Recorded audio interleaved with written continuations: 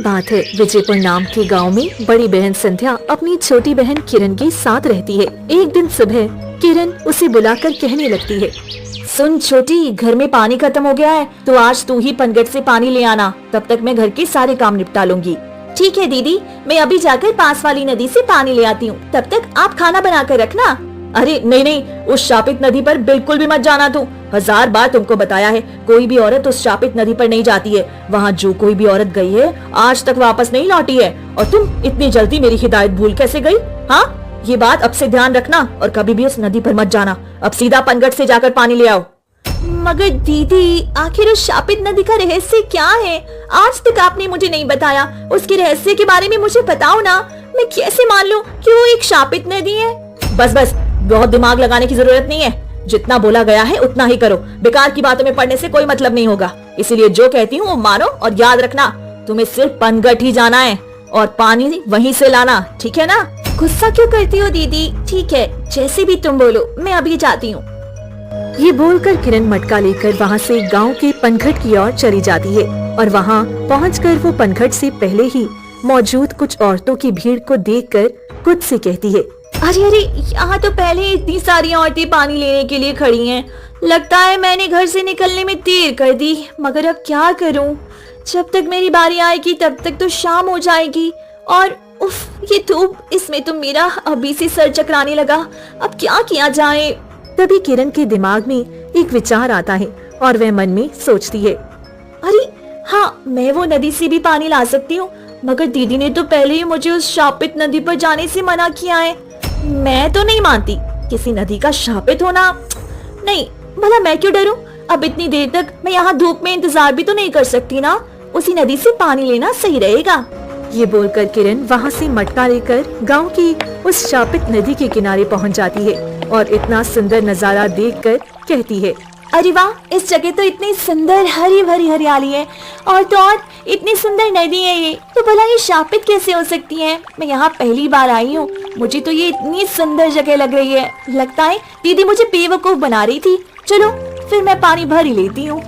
ये बोलकर किरण मटका लेकर नदी से पानी भरने लगती है। तभी नदी के पानी में भवंडर उठने से और तेज लहरें उठती हैं और उनसे अचानक एक सुंदर सी जलपरी प्रकट होती है, जिसे देखकर किरण डर के मारे हैरानी से बोलती है, अरे अरे, ये कौन हो तुम? और तुम पानी से कैसे निकली हो? क्या मैं जो देख रही हूँ वो सच है या बस मन का वहम है? कोई इंसान भला पानी से कैसे निकल सकता है? कौन हो तुम और मुझसे क्या चाहती हो? डरो मत, मैं तुम्हें कोई नुकसान नहीं देने आई हूँ। मैं कोई इंसान नहीं बल्कि एक जलपरी हूँ जो इस नदी के पानी में काफी समय से रहती है। तुम्हें मुझसे डरने की कोई जरूरत नहीं है। अच्छा, तो तुम जलपरी हो? मैंने पहली बार किसी जलपरी को देखा है। मुझे तो अपनी आंखों पर यकीन ही नहीं हो रहा है। क्या तुम्हारी वजह से गांव के लोग इस नदी को शापित समझते हैं? हाँ, सही कहा तुमने। एक बार एक मछुआरे ने मुझे अपने जाल में पकड़ लिया था और बड़ी मुश्किल से मैंने खुद को उस जाल से छुड़वाया। उसने गुस्से में आकर इस नदी को शापित बनाकर गांव वालों को भड़का दिया था, क्योंकि लोग तो उसकी बात पर यकीन करेंगे नहीं कि उसने एक जलपरी को देखा है। तब से पूरे गांव के लोग यहाँ से डरते हैं। मगर तुम तो बहुत बहादुर निकली जो अकेले ही यहाँ आ गई हो। ओह, तो ये बात है, तभी गांव के लोग इस नदी को शापित बोलते हैं। और मेरी दीदी ने मुझे यहाँ आने से मना किया था, मगर मैं यहाँ मजबूरी में आई हूँ। पनघट पर बहुत भीड़ थी तो मैं यहाँ चली आई। लेकिन तुम क्या अकेली ही पानी के अंदर रहती हो? नहीं नहीं, मेरे साथ मेरा पूरा परिवार यहाँ रहता है। मैं तुम्हें उनसे जरूर मिलवाऊंगी। अभी के लिए मैं पानी से बाहर आकर जमीन में घूमना चाहती हूँ। पानी में रह रहे बहुत उपसी गई हूँ। मेरा भी दिल चाहता है कि मैं जमीन पर ही घूमूं। क्या तुम मेरा हाथ पकड़कर मुझे पानी से निकलने में मदद करोगी? ठीक है, मगर तुम तो एक जलपरी हो, फिर तुम जमीन में कैसे चल पाओगी? तुम चिंता मत करो, जैसे ही मैं जमीन पर पैर रखूंगी वैसे ही मेरी पूंछ मेरे पैरों में बदल जाएगी। लाओ, मुझे अपने हाथ को जल्दी से दो। ये बोलकर जलपरी पानी के अंदर से अपना हाथ किरण की ओर बढ़ाती है, तो किरण भी कुछ देर सोचने के बाद जलपरी को पानी से बाहर निकालने के लिए अपना हाथ बढ़ाकर उसे निकालने ही वाली होती है कि तभी जलपरी अपना जोर लगाकर बेचारी किरण को पानी के अंदर खींच लेती है। किरण पानी में गिरते ही मदद की गुहार लगाकर बोलने लगती, बचाओ बचाओ, कोई तो बचाओ, मुझे बचाओ, मैं डूब रही हूँ, मुझे तो तैरना भी नहीं आता है। और तुमने ये क्या किया? मैंने तुम्हें एक अच्छी जलपरी समझा था और तुमने मेरे साथ धोखा करके ठीक नहीं किया। मुझे ये तो पता था इंसान भोले होते हैं, मगर ये नहीं पता था कि तुम्हारे जैसे बेवकूफ लोग भी होते हैं। जब इंसान अच्छे नहीं हो सकते तो भला तुम जलपरी से अच्छे होने की अपेक्षा क्यों लगाती हो? मगर मैंने तो तुम्हें अच्छा समझने की भूल कर दी और अब मैं डूबकर मरने वाली हूँ। ये तुमने अच्छा नहीं किया। और जो कहानी तुमने मछुआरे वाली बताई थी वो भी क्या झूठी थी? हाँ, वो कहानी भी झूठी थी।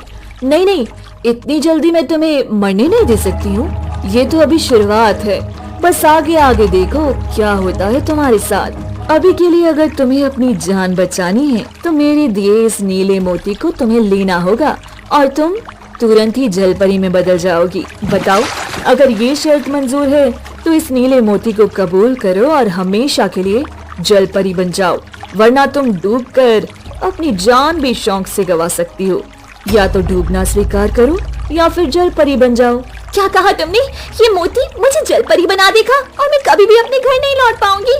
हे भगवान, तू ये कैसी परीक्षा ले रहा है? अपनी जान गंवाने से बेहतर है मैं जलपरी ही बन जाऊं। कम से कम दीदी से मिलने की कोई तो आस रहेगी। ठीक है, लाओ, मुझे दे दो ये मोती। जलपरी ये सुनते ही अपने पास से चमकते नीले मोती को किरण को दे देती है।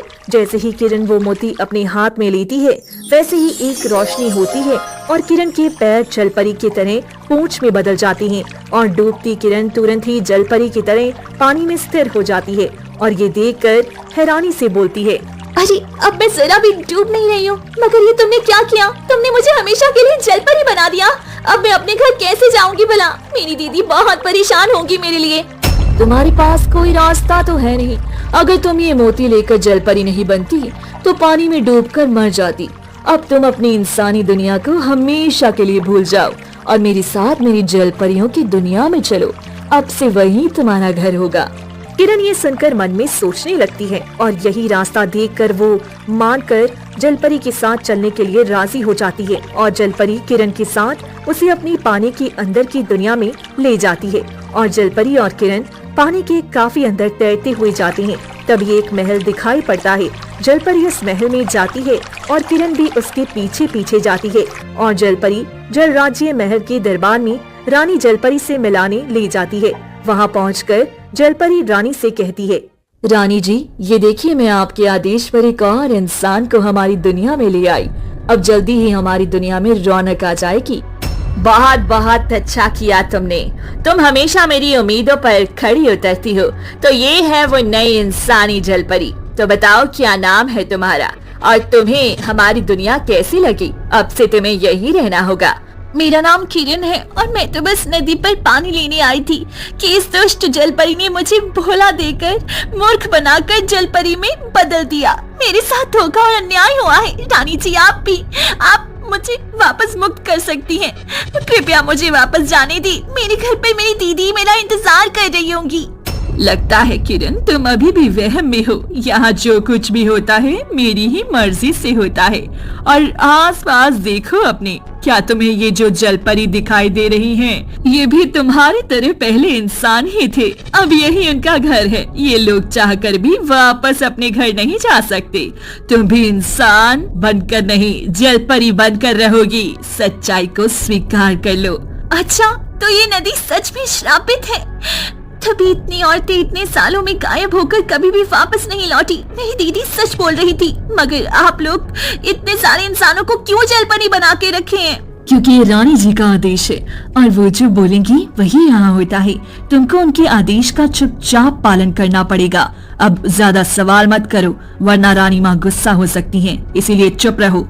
ये सुनकर बेचारी किरण की आंखों से आंसू बहने लगती हैं। वो अनजान जगह में खुद को बंदी पाकर बहुत ही भयभीत हो जाती है। उधर गांव में शाम हो जाती है और किरण के घर पर उसकी दीदी संध्या बेसब्री से उसका इंतजार कर रही होती है और मन में बोलती है, अरे इतनी देर हो गई, अब तक ये किरण घर क्यों नहीं लौटी? जाने कब की निकली हुई है। पानी लेने इतनी देर लगती है? अब तक तो इसे आ जाना चाहिए था। मुझे इसे ढूंढने जाना पड़ेगा। ये बोलकर संध्या खुद ही घर से पनघट की ओर चली जाती है। वहाँ पहुंचकर वो देखती है कि किरण तो वहाँ है ही नहीं। फिर वो पनघट में मौजूद ताई के पास जाकर उनसे पूछती है। अरे ताई, क्या तुमने मेरी छोटी बहन किरण को देखा है? वो बहुत ही देर पहले घर से पानी लेने के लिए पनघट पर आई थी, मगर अब शाम हो गई है और अब तक घर नहीं लौटी है। अभी तक किरण बिटिया घर नहीं पहुंची क्या? ये कैसे हो सकता है? मैंने भी उसे पनघट पर सुबह ही देखा था, तो वो यहाँ पनघट से पानी भरने की जगह उस शापित नदी वाले रास्ते की ओर जा रही थी।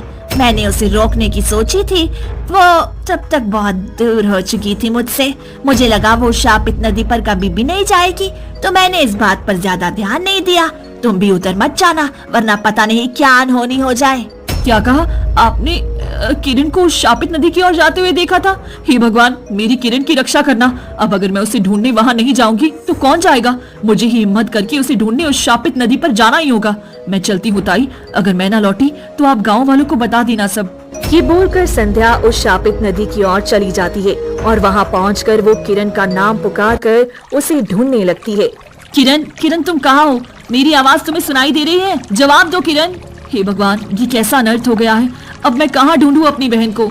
ये बोलकर संध्या भी थक कर नदी किनारे बैठ जाती है और रोने लगती है। तभी पानी के अंदर से किरण, जो अब जलपरी बन चुकी थी, वो किनारे बैठी दीदी को देखकर रोने लगती है और बोलती है। दीदी, मैं यहाँ पानी की दुनिया में कैद हूँ, कृपया ध्यान से देखो, मैं आपको जरूर दिखाई दूंगी। इधर पानी के अंदर देखो दीदी, मैं इस पानी के बाहर क्यों नहीं आ पा रही हूँ? ये बोलकर किरण पानी के अंदर से हाथ का जोर लगाकर खुद को बाहर निकालने का प्रयास करती है, मगर एक जादुई कवच की वजह से वो बाहर नहीं निकल पा रही होती।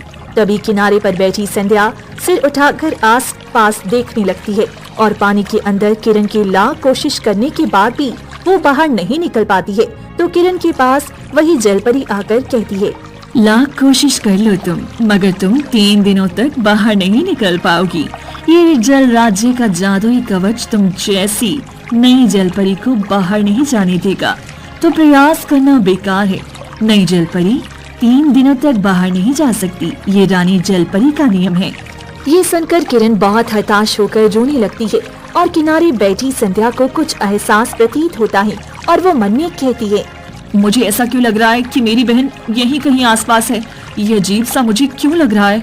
हो ना हो जरूर इस शापित नदी ने मेरी बहन को निगल लिया होगा। अब इस मुसीबत का हल केवल साधु बाबा ही दे सकते हैं। ये बोलकर संध्या वहाँ से उठकर जंगल की ओर चली जाती है, जहाँ पहुंचकर वो साधु बाबा को ढूंढने लगती है और कुछ देर बाद वो उसी ध्यान में बैठी दिखाई देती हैं। तो संध्या तेजी से उनके पास जाकर कहने लगती है।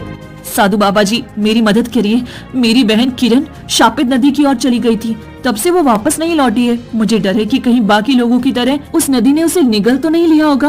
अब आप ही अपनी शक्ति से पता लगाइए। तुमने सही पहचाना, वो शापित नदी ही तुम्हारी बहन को खा गई है। अब तुम्हें जल्दी ही अपनी बहन को उस शापित नदी के जाल से छुड़ाना होगा, वरना वो हमेशा के लिए उसी नदी में जलपरी बनकर रह जाएगी और कभी भी वापस नहीं आएगी। हे भगवान, ये कैसा घोर अनर्थ हो रहा है? अब आप ही कोई उपाय बताइए। मैं अपनी बहन को कैसे भी करके उस शापित नदी से छुड़ाना चाहती हूँ। बताइए, मैं सब कुछ करने के लिए तैयार हूँ। उस शापित नदी की जलपरी ने जैसे अब तक गांव की औरतों को गायब करके जलपरी बना दिया था, वैसे ही तुम्हारी बहन को छल करके उसे भी जलपरी बना दिया है। अब अगर 3 दिनों में तुमने अपनी बहन को उससे नहीं छुड़ाया, तो 3 दिन बाद तुम्हारी बहन अपनी सारी इंसानी याददाश्त खो देगी और वो तुम्हारे साथ अपनी इंसानी जीवन की भी यादें खो देगी। इसका बस एक ही उपाय है। ये लो, ये जादुई पानी है, जिसकी एक बूंद को अगर तुम किसी जलपरी पर छिड़क दोगी तो उसका असली मोती स्वयं तुम्हारे पास आ जाएगा, और अगर 2 बूंद छिड़कते ही उसकी खोई हुई याददाश्त वापस आ जाएगी, और 3 बूंद छिड़कते ही जलपरी बने लोग वापस इंसान बन जाएंगे। इसका खास ख्याल रखना, इस जादुई पानी की बूंदें जमीन में न गिरने पाएं, वरना कोई भी फायदा नहीं होगा। सारे प्रयास तुम्हारे व्यर्थ हो जाएंगे। अब जल्दी जाओ और अपनी बहन के साथ बाकी लोगों को भी बचा लो। ये बोलकर साधु बाबा संध्या को एक शीशी का जादुई पानी देती हैं और संध्या वो जादुई पानी लेकर बोलती है। बहुत बहुत धन्यवाद आपका, मुझे अब समझ आ गया है। मैं अभी जाती हूँ और अपनी बहन के साथ इतने सालों से गायब हुई बाकी औरतों को भी छुड़ा कर लाती हूँ। ये बोलकर संध्या वहाँ से चली जाती है और अगले दिन वो साधु बाबा का दिया जादुई पानी लेकर उसी शापित नदी की ओर जाती है और वहाँ पहुंचकर वो आवाज देने लगती है। जब मेरी बहन ही नहीं रही तो मेरे रहने का भी क्या फायदा। हे शापित नदी, मुझे भी तुम निगल लो। अब मैं जीकर क्या करूँगी, मुझे भी जलपरी बना दो। ये बोलने की काफी देर बाद तक कोई जलपरी नदी से नहीं निकलती है तो संध्या हार नहीं मानती है और दूसरे दिन भी नदी किनारे बैठी इंतजार करने लगती है। तभी अचानक नदी से भवंडर उठता है और वही जलपरी पानी के ऊपर आती है और पूछने लगती है, अरे क्या हुआ तुम्हें, तुम इतनी उदास क्यों बैठी हो? क्या तुम्हें मेरी मदद की जरूरत है? मुझे बताओ जरा, क्या बात है? मेरी बहन किरण घर से गायब हो गई है और इतने दिनों से वो घर में वापस नहीं लौटी है और अब तो मुझे उसके जिंदा रहने की कोई उम्मीद नहीं लग रही है। अब जब वो नहीं रही तो भला मैं जीवित रहकर क्या करूंगी? मैं भी इस नदी में डूबकर मर जाना चाहती हूँ। अच्छा तो ये बात है, तुम अपनी जान मत गवाओ, तुम्हारी जान की बहुत बड़ी कीमत भी हो सकती है। तुम्हारी दुख भरी कहानी ने मेरा दिल छू लिया। मैं बाहर जमीन में आकर तुमसे बात करना चाहती हूँ। क्या तुम जरा हाथ दोगी मुझे बाहर निकलने में मदद करने के लिए? ये सुनकर संध्या के मन में खुशी की लहर दौड़ जाती है और वो सोचने लगती है, लगता है ये वही दुष्ट जलपरी है जो मुझे भी अपने जाल में फंसाना चाहती है और बाबा जी के कहे अनुसार ये मेरा पहला और आखिरी मौका होगा इस जलपरी पर वो जादुई पानी की बूंद छिड़कने का, इसलिए मुझे बहुत ही सावधानी बरतनी होगी। ये सोचकर संध्या धीरे धीरे अपना हाथ उस जलपरी की ओर बढ़ाती है। जैसे ही जलपरी उसका हाथ पकड़ती है, संध्या दूसरे हाथ से छिपाया हुआ जादुई पानी की शीशी को लेकर जलपरी के ऊपर छिड़क देती है और उसी से गलती से एक बूंद की जगह 2 बूंद छिड़के जाती हैं। तभी अचानक तेज रोशनी होती है, जलपरी का हाथ छूट जाता है और उसका असली चमकता सफेद मोती संध्या के पास चला जाता है और ये देखकर हैरान जलपरी कहती है, अरे तुमने क्या किया? ये किस तरह का पानी था? मेरा मोती तुम्हारे पास कैसे चला गया? बताओ कौन हो तुम? मेरा सर तेजी से चकरा रहा है, सच बताओ तुम कौन हो? मैं उसी किरण की बड़ी बहन हूँ जिसे तुमने छल करके जलपरी बनाकर कैद कर लिया है।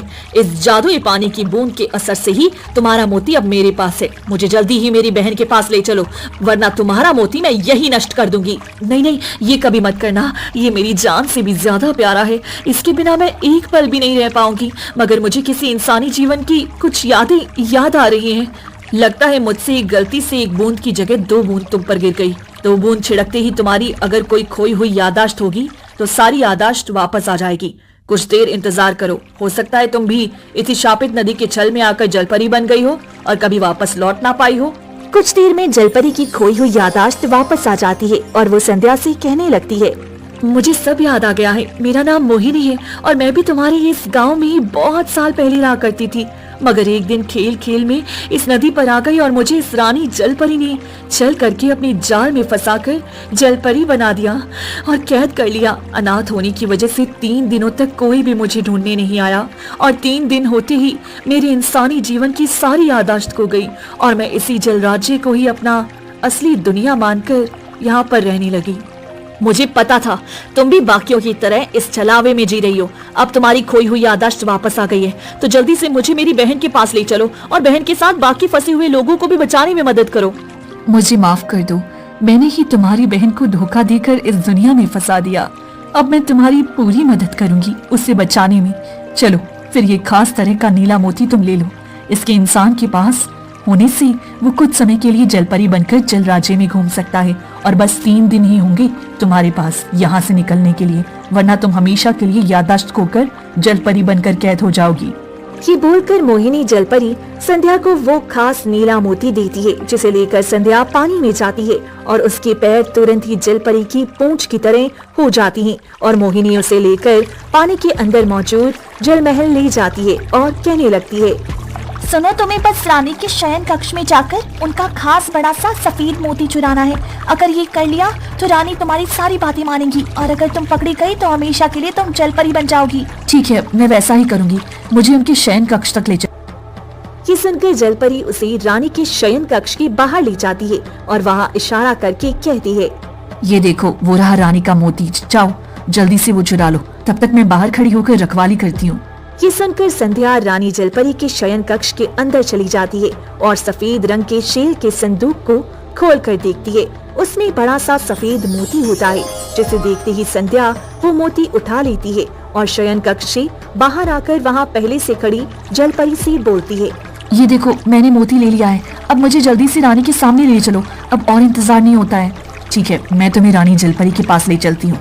ये बोलकर जलपरी संध्या को लेकर रानी जलपरी के दरबार में ले जाती है, जहाँ रानी के साथ किरण भी होती है और उसे देखते ही संध्या रानी से बोलती है, तो तुम ही इस शापित नदी की रानी, अब तुम्हारी इस छल का अंत निकट है। ये देखो मेरे पास तुम्हारा मोती है, अब तुम्हें मेरी बहन के साथ बाकी कैद इंसानों को भी छोड़ना होगा, वरना मैं ये मोती नष्ट कर दूंगी। फिर ना तो तुम रहोगी और ना ही तुम्हारा ये छल का राज्य। नहीं, ऐसा कभी नहीं हो सकता।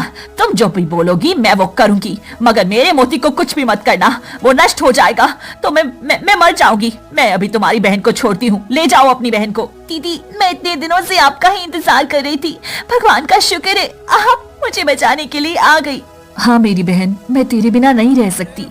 और रानी, मैं अपनी बहन के साथ सारी इंसान बनी जल परियों को ले जाने आई हूँ। जल्दी से उन्हें मुक्त करो, वरना अच्छा नहीं होगा। और वादा करो आज के बाद तुम किसी भी इंसान को छल करके उसे जल परी बनाकर कैद नहीं करोगी, वरना अगर ये किया तो मैं किसी भी समय आकर इस जादुई पानी से तुम्हारी जान ले लूंगी। ठीक है, जैसा तुम बोलो, मगर मुझे और मेरे मोती को कुछ मत करना। मैं तुमसे वादा करती हूँ आज के बाद किसी इंसान को कैद नहीं करूंगी। आज से किरण और मोहिनी मुझे माफ कर दो, उनके साथ बाकी लोग भी मुझे माफ कर दो। मैंने आप जैसे अच्छे इंसानों को कैदी बनाकर बहुत बड़ी भूल कर दी है। अब आप सभी लोग इस जल राज्य की दुनिया से वापस जा सकते हैं। बहुत बहुत शुक्रिया तुम्हारा। अगर तुमने बहादुरी नहीं दिखाई होती तो मुझे भी कभी भी पता ही नहीं चलता कि मैं भी इस दुष्ट रानी के छलावे में आकर शिकार हो चुकी हूँ। तुमने मेरी खोई जिंदगी वापस देकर बहुत बड़ा उपकार किया है और मेरे साथ इन 3 औरतों राधा, रेशमा और विमला को बचाकर तुमने बहुत बड़ा काम किया है। हाँ दीदी, तुम सच में बहुत बहादुर हो। मुझे पता था तुम मुझे बचाने जरूर आओगी और तुम्हारी वजह से ये औरतें भी वापस इंसानी जीवन में आ सकी। हाँ सही कह रही है किरण। संध्या, तुमको दिल से शुक्रिया। अगर तुम नहीं आती तो हमारा पूरा जीवन पानी में जल परी बनकर निकलता और हम कभी वापस अपने घर भी नहीं जा पाते। भगवान तुम्हारा भला करे, तुम्हारी वजह से अब हम अपने घर में जा सकते हैं। अब हम अपने परिवार से मिल पाएंगे। अरे नहीं नहीं, इसमें शुक्रिया की क्या बात है, ये तो मेरा फर्ज था। अब आप लोग इस शापित नदी के चंगुल से हमेशा के लिए मुक्त हो गए हो और अब से कोई भी इंसान इस रानी जलपरी का शिकार नहीं बनेगा। आप सभी के साथ ये पूरा गांव अब सुरक्षित है। अब आप लोग अपने परिवार से मिलने जाइए, काफी सालों से वो आपकी प्रतीक्षा कर रहे होंगे।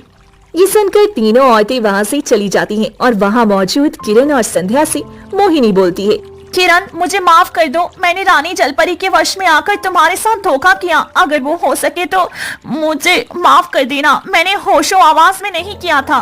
कोई बात नहीं मोहिनी, मुझे अब पता है तुम भी उस रानी जलपरी के जादुई वश में थी, तो दुखी होने की कोई जरूरत नहीं है। मैंने तुम्हें पहले ही माफ कर दिया था। अब तुम अपने घर जाओगी यहाँ से। मगर मैं तो अनाथ हूँ, मैं भला कहाँ जाऊंगी? मेरा तो अब घर कोई भी नहीं है। क्या मैं तुम लोग के साथ तुम्हारे घर पर कुछ दिनों के लिए रह सकती हूँ? मुझे अच्छा लगेगा तुम लोग के साथ रहकर। हाँ हाँ जरूर, मैं भी तुमसे यही कहना चाहती थी। चलो फिर मेरे साथ हमारे घर। ये सुनकर मोहिनी के साथ किरण मुस्कुराने लगती है और तीनों वहाँ से एक साथ रहने के लिए संध्या और किरण के घर चली जाती हैं।